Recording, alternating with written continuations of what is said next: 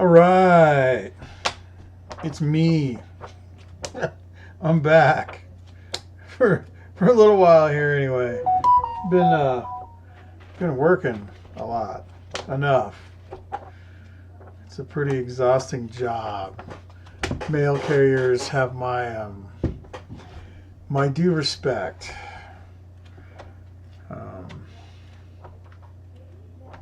Tomorrow's my 30-day review, so we'll see how that goes.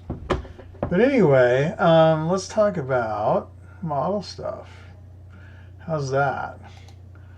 Let me get squared away here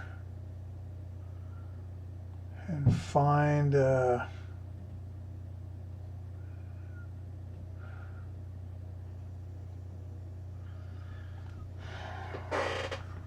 I guess I'll look at the chat on here.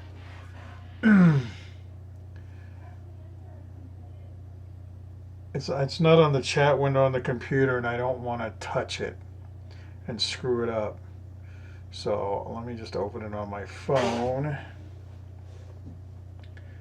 so that I can see what's going on.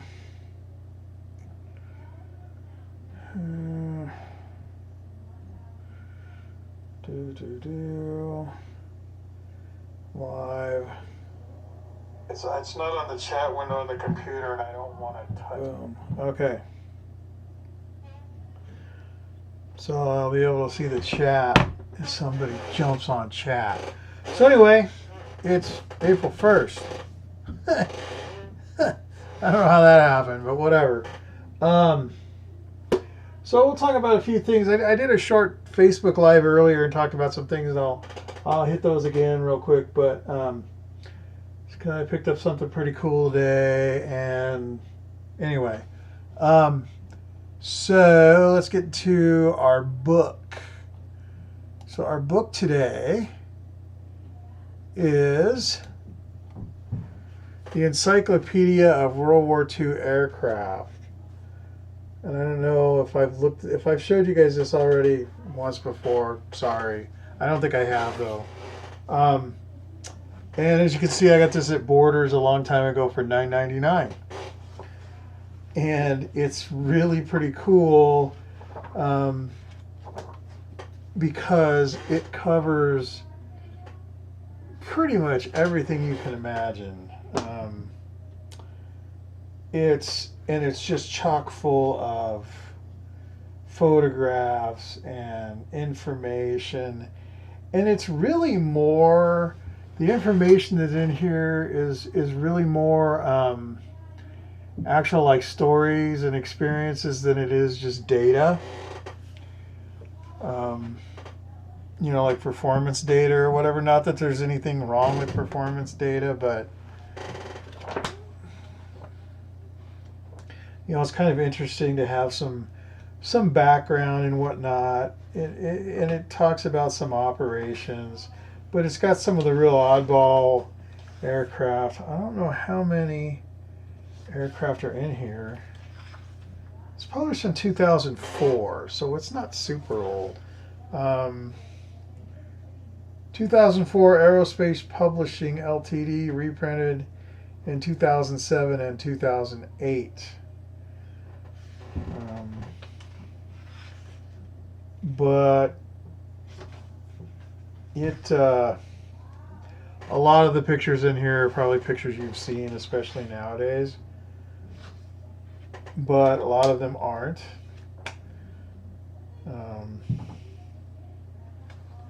Here's a whole thing on P-38 development, which is pretty cool. Then it talks a little bit about the P-38 and different theaters of operation. BF-109, early BF-109s. It's a pretty cool book. BF-109s on the Eastern Front. Stuff like that. It's does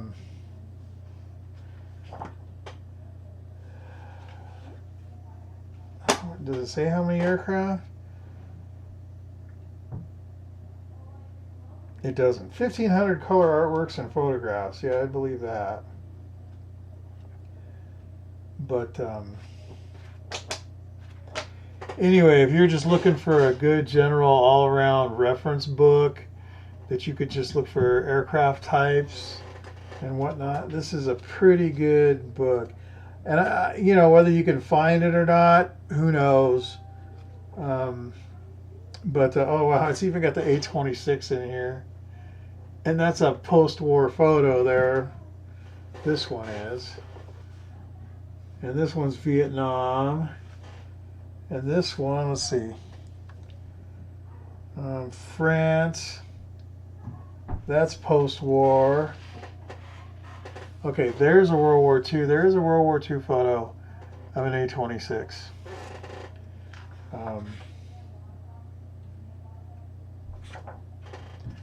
So that's pretty interesting that that's in there.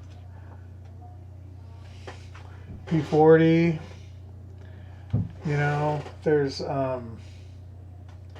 Catalina. I'm just flipping through here randomly. It's even got the P-26. So, oh yeah, the BB-138. I love that thing.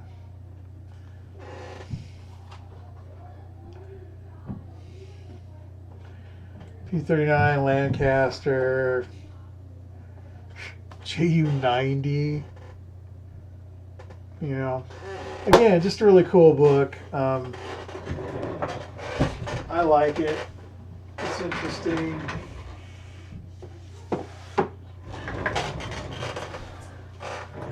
You know, if you just want a book that's got some basic information, but you could just flip through and look at airplanes, it's a pretty good book for that. So there's that. Moving on. Let's see here. Boom, boom, boom. Boom, boom, boom, boom, boom, boom. I'm seeing if I have any messages.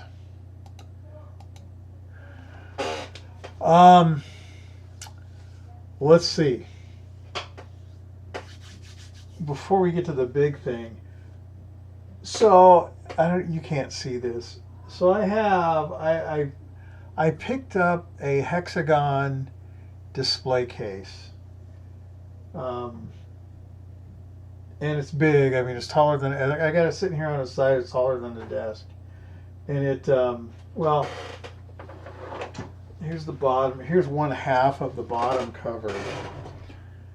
Okay, and this thing sits on a pedestal, and it appears it is just barely wide enough to fit the monogram B-29 into. And that's always been kind of my thing with that B-29 kit is, once I finish this, what am I going to do with it? So, now that I have the case, I don't really have an excuse. So I pulled the B-29 down and started looking at it, and it's really dusty and whatnot. And thinking about what I want to do here. And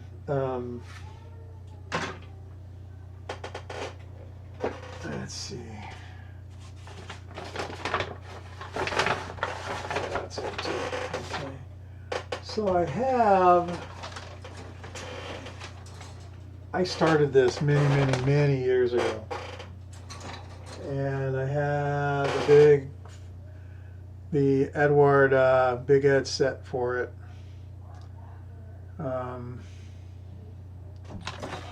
And a bunch of different decal sheets and different things and masks, and I got all the stuff for it, right? So what do we do with that?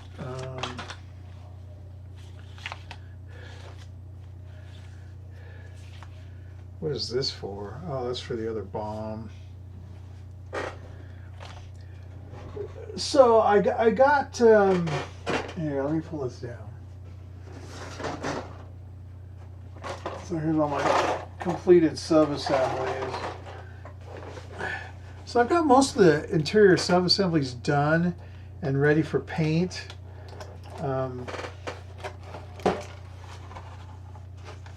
There's some things that I'm not super happy with and some things that I need to fix.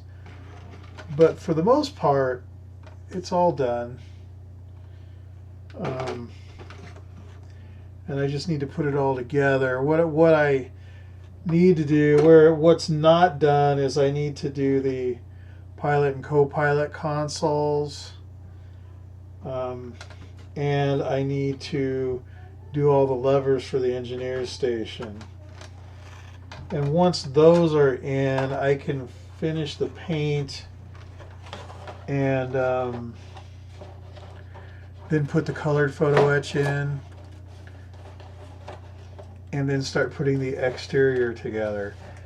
Now, I originally had thought about, I was going to do an RB29 or an RB13 or whatever it is, from the Korean War, or the 50s from the Cold War.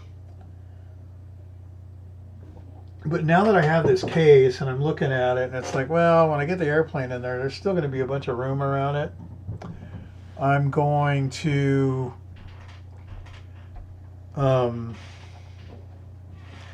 thinking I'll set it up as a display, and I'll have like the KI-61 in there, and a P-47N, and a VLR Mustang, and maybe this Gecko. Maybe I can get the Gecko in there too.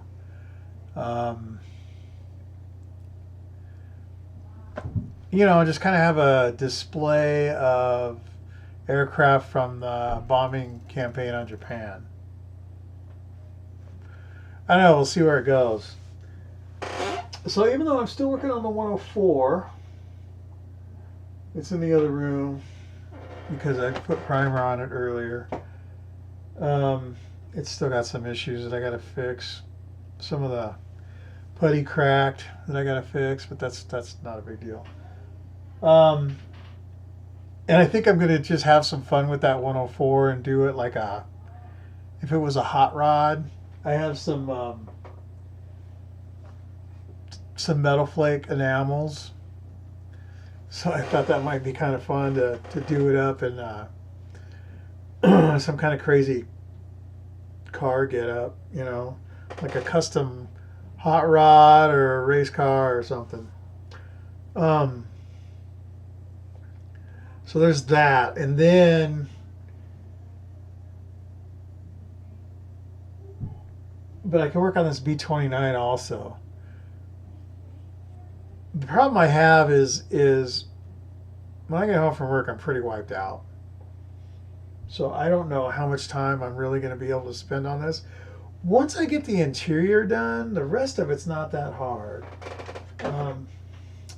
I, for a brief moment, thought, hey, I wonder if I should even consider rescribing this. And no, hell no.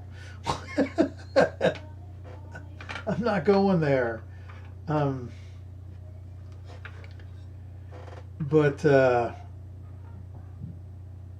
Yeah, so we'll see. And the thing that'll be neat about this is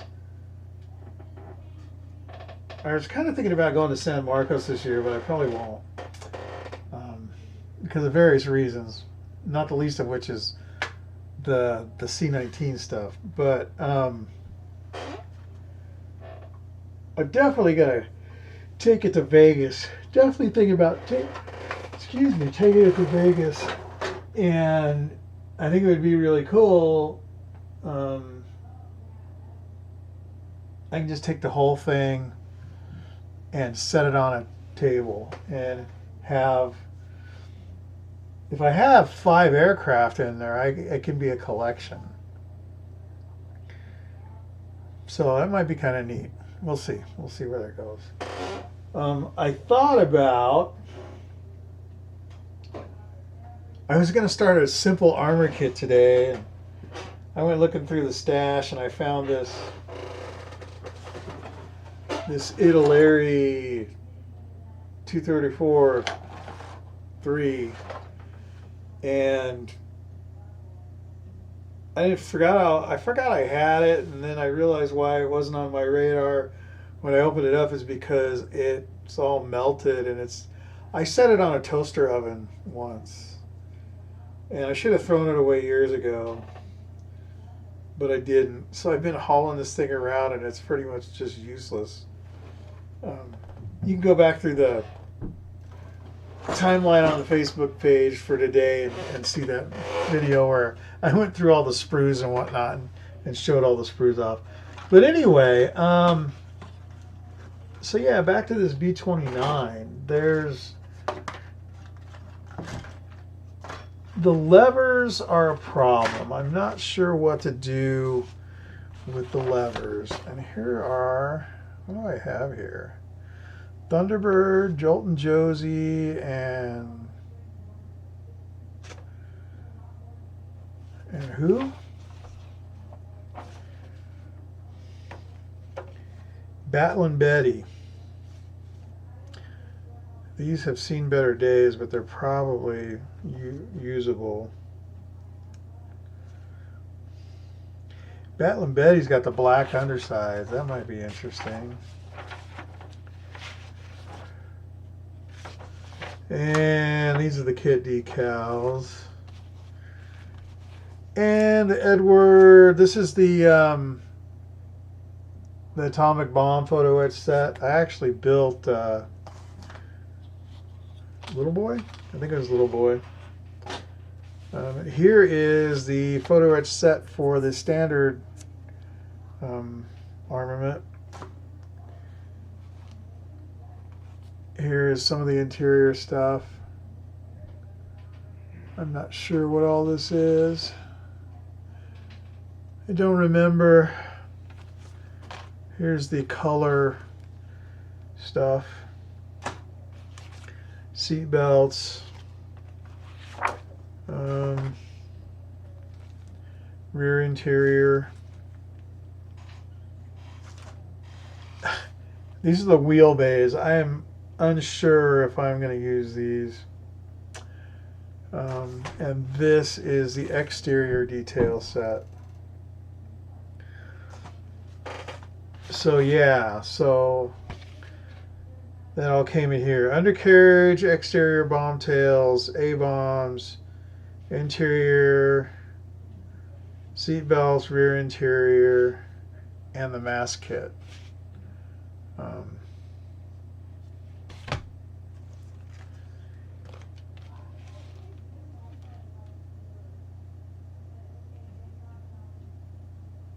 Yeah, so I'm not sure. You know, the seat belts, the monogram kit has molded in seat belts on the seats, and they're not bad. So I don't even know if I'm going to worry about that. All these little photo etch things for the exterior. I don't know. They might be worth putting on, huh? These landing gear bays scare me. I mean, there's a lot. This is heavy. There's a lot of brass in here. And honestly, after the stuff that I've already done, it shouldn't scare me. But I know how much work it is. So actually, let me open this right now because I haven't opened this and I want to look at the instructions and see what it looks like, because there is no gear bay basically in these kits. I was actually thinking about doing it as a gear up, putting it on a stick, until I ran across this display case.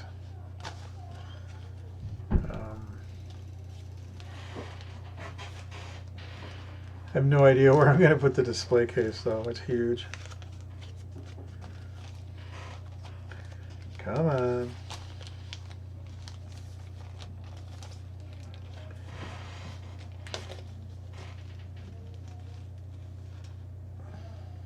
I don't see any instructions.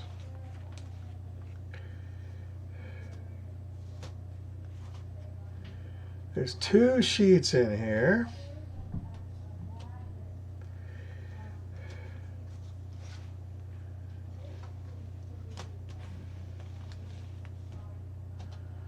The bottom's kind of mangled.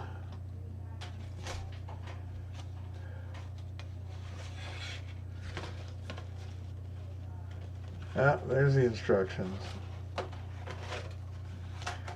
Yeah, these are kind of torn up down here.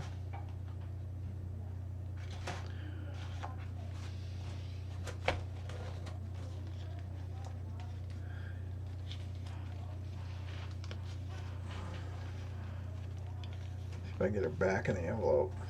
Come on. Come on.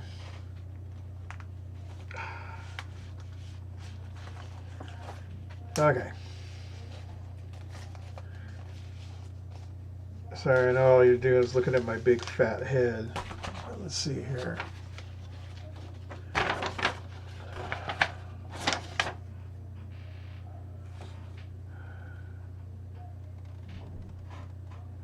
Oh yeah. These are crazy. Yeah, it's basically an entire PE gear bay. 3 gear bays. And then you fit it into the wing before you put the wing together. And then it looks like the gear strut just goes in, there's a hole in the floor and it just goes in like normal. Or does it? Oh, because I bet you the kit has a plate. It's probably got a plate. Let's see.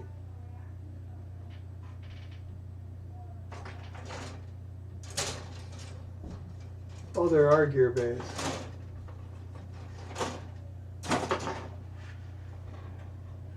It has gear bays. And they don't look bad.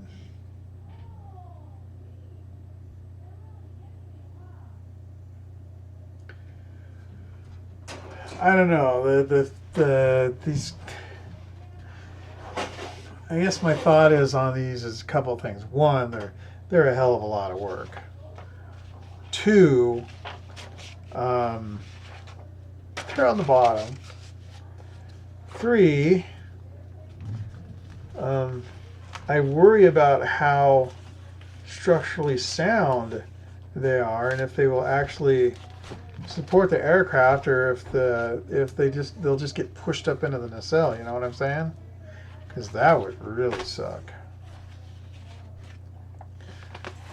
We'll see. I'll get the interior done and then we'll go from there. What else is going on? Yeah, as you can see back here, I got another cabinet. And I put a bunch of stuff on it. So, I had all of that stuff was on my desktop here, on these 2 desktops. So that was helpful. So once I got everything moved over there, then I pulled the B-29 down, and now I got stuff all over the place again. But that's the way it goes, right? So anyway, the last thing is you may or may not have seen I posted on Facebook about doing a Zoom meeting for a build. And that would be, if you're not familiar with Zoom, it's a video conferencing app. If you're a parent, every school in the country is using it now.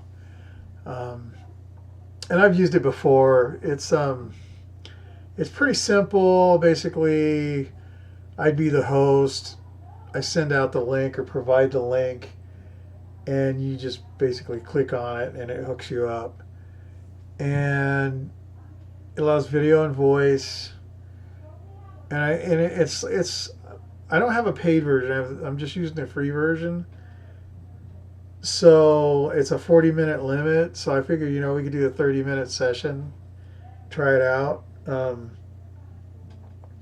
not sure when I can make that happen. but it would be like a virtual build day. And my local club that's 60 miles away that I haven't been to in a year, um, we'd have build days where we met twice a month during a weekday evening, but like 4 times a year we'd have a build day where everybody would get together.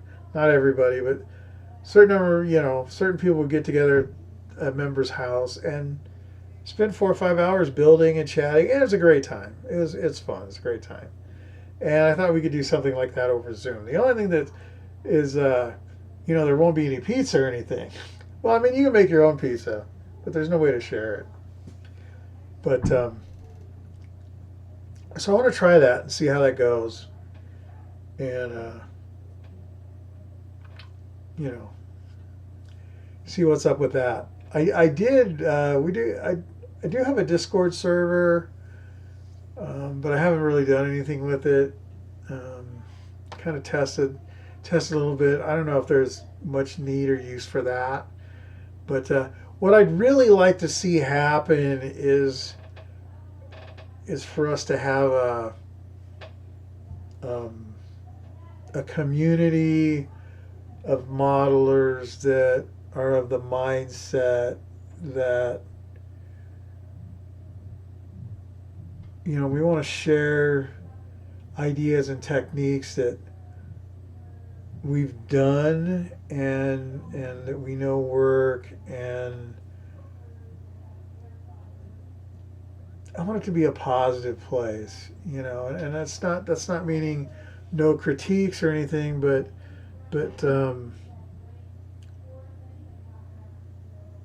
this is supposed to be fun, and if it's not fun, you're not doing something right. You need to change kits or something, or whatever, whatever's frustrating you. So anyway, I'm thinking there's some things in my head that I don't want it to turn into like a super critical group, but I also don't want it to be someplace where I want it to be a place for modelers who are serious about their modeling, but not so serious that they're not enjoying themselves. How's that? I mean, what I always say, it's only plastic. You can fix it. Even if you screw it up, you can fix it, right? And there's no such thing as a perfect model. So if we keep those two things in mind and kind of build a community around the idea of helping people with our experiences, and sharing our experience, I think that would be a good thing. One thing that just drives me crazy, and it's not just in modeling world. We're seeing it now with the pandemic that's taking over the world. Is there's all kinds of people out there that will tell you what's going on in the world, or what's going on, or what you need to do to fix whatever you're working on or whatever. But there's a whole lot of those people that really don't have any idea what they're talking about, and I'm sure you've been through modeling forums and somebody asks a question and you see somebody post an answer to it and you're like, that doesn't work.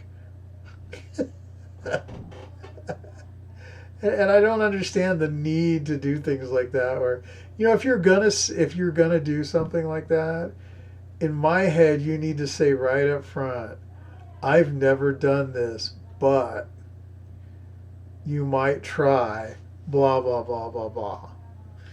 In my head, that's completely different than saying, oh yeah, you can just do it with this. A lot of times it's just something they heard somewhere, they read somewhere, or whatever, and it doesn't, it doesn't work. I read stuff all the time, and I'm like, that doesn't work. That ain't gonna work. I tried it. It doesn't work. But you get the idea. So yeah, we'll try the Zoom thing. Um, I'll check more into the Discord thing and see if that's actually something we can make use of, and then we'll go from there. And I'm gonna